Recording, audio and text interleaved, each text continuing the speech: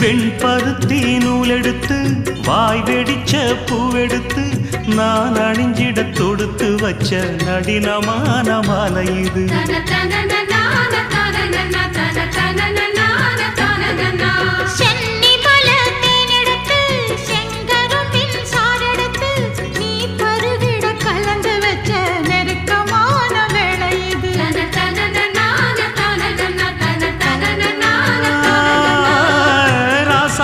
உடம்பிருக்கும் ரவிக்க துணி நானாக அன்னாடம் சூடி கொள்ள ஆசை வச்சாகாதா.